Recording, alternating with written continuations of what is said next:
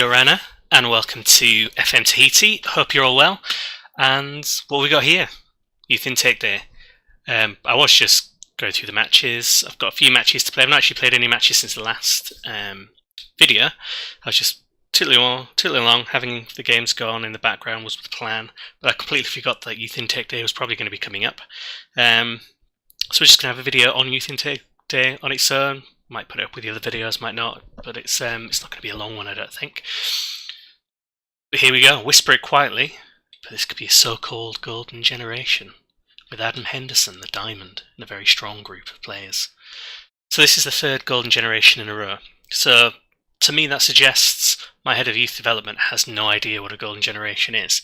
But more importantly, I think it just refers to, this is a case of every youth intake has got a little bit better than the last as the team has become more established, as the staff have got better and so on.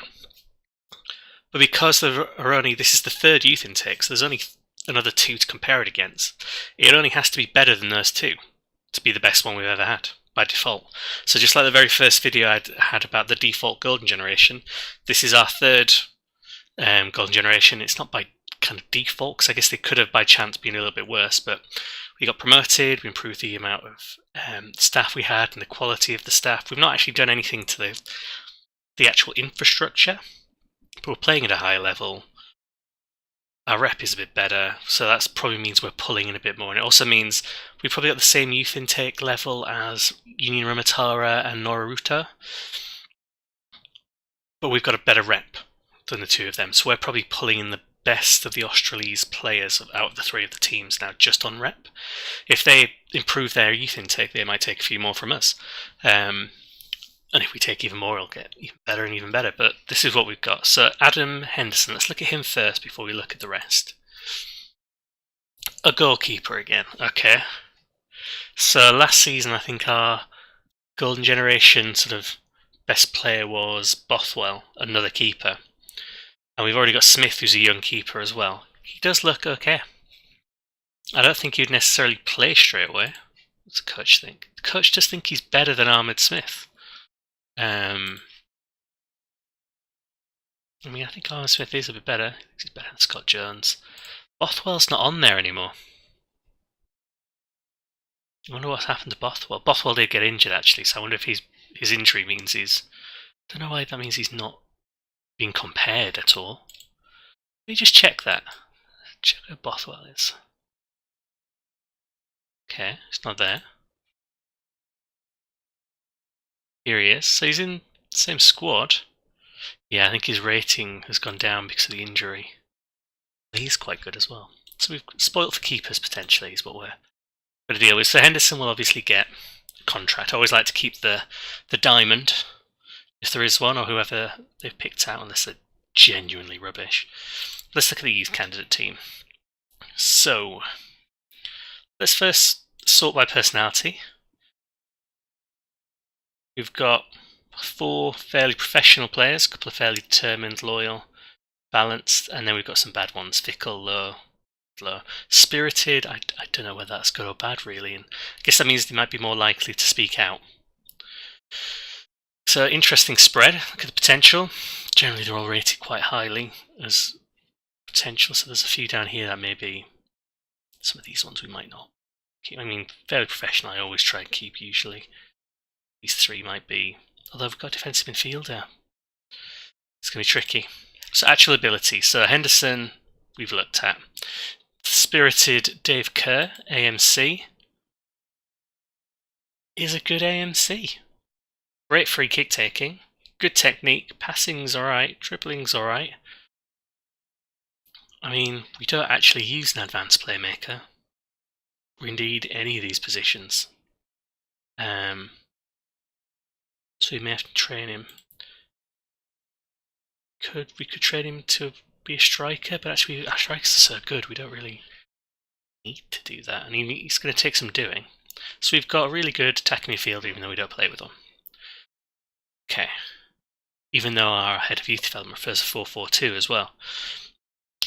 Michael Twigg is our fickle right back. Now he doesn't look great, but none of our fullbacks look great. If we look at the reports here, so McIntyre's our best as well. 15 caps for the Australies national side. Chant, we normally play in the centre. Lamb, we normally play on the left, but can play on the right. And he's better than McCloy. McCloy has just broken his leg in training and he's out. And McCloy, I think, I paid the £375 to send him to a specialist. But when he's back, I'm probably going to terminate his contract. I want him fit enough to get a contract elsewhere, so he's still part of the database. But he's probably not going to play with us. So Twig can replace him. Routledge, look at these mentals. He can't concentrate. But everything else is good. Fairly professional, right-sided. Not actually that highly rated, but we'll give him a go. I mean, again, he's not going to be second choice or anything like that.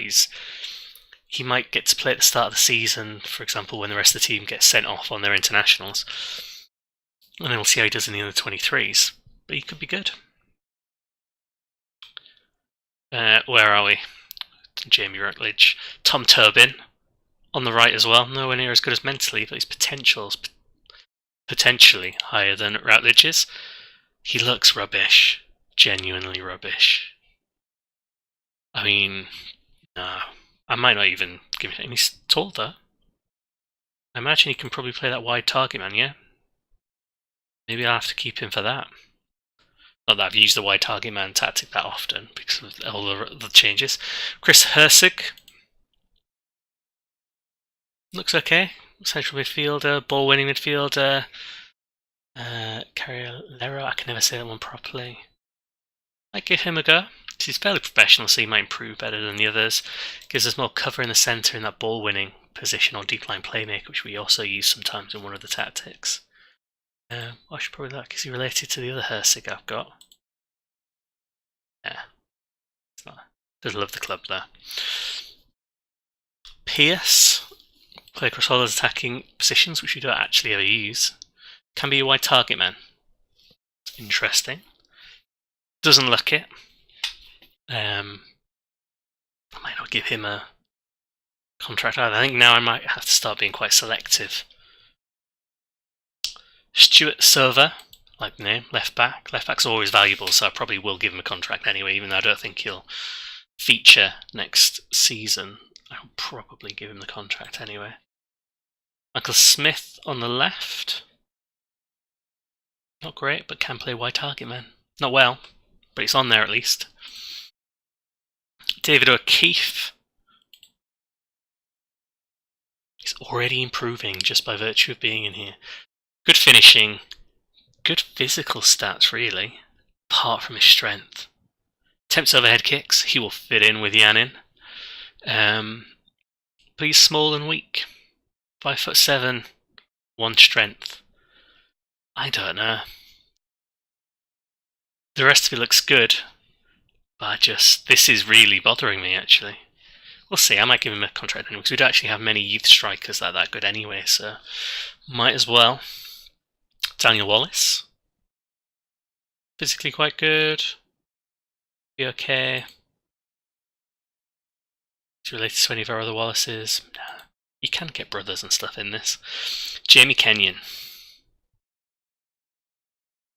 Unambitious.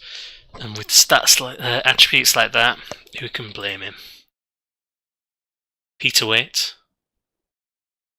So he doesn't look terrible, but he also doesn't look good. But also, we don't rate him, so he's not going to get a contract. Grant Silver. Okay, nothing special, but can play inside forward and wide target man, as well as winger. Could potentially, because of that kind of flexibility, could give him that, and he might be low determination, but we can start using the mentoring soon, the new group system, to try and get that up. Colin Walkington. Not great, but no, just not great. There's no but there. There's no redeeming feature, really. And Craig Stroud, defensive midfielder. Not amazing. Can play anchorman though, which we do use, as well as ball winning fielder and guest playing playmaker. So he might just get in, so we've got that position covered. So there we go. I think Henderson, Kerr, Twig, Routledge, Turbin, O'Keefe, Server, couple are going to get Stroud probably as well. Going to get contracts. There'll be a couple I let go, but that should help strengthen the team. I think once I've signed them, what I'm going to do at the end of the season is start culling the youth team. So I've got my under 23s. It's not huge, but there's some. I mean, they're all reasonably highly rated, but there's some that just aren't going to get through. Some whose stats haven't improved massively. I mean, they are still young, to be fair to them. There are some. So Paul Manuel's making it elsewhere. Palanthorpe. Oh yeah, he's just come back from injury. That's why. Higgins, we've given a go in the first team. He needs to have a breakout season. There's a few here. Tuchin could do it. Cox. I have to give an opportunity to next season, I think. So there's a few that could make it, but there are a few that I'm just thinking, no, game. So I think we're going to have to cull a little bit so we just have a better, tighter youth team. But there we go, another golden generation. And frankly, I'm sick of getting goalkeepers through as the best player. I would kind of like someone else. So someone useful. Because he's going to wait a while to get a game. So we'll end there, because otherwise I'll ramble on and make the video super long when it doesn't need to be. Thanks for watching, and when you come back it'll be for a couple of matches towards the end of the season, and then the Shield of Pride will be coming up. We might blood some of these youngsters at some point.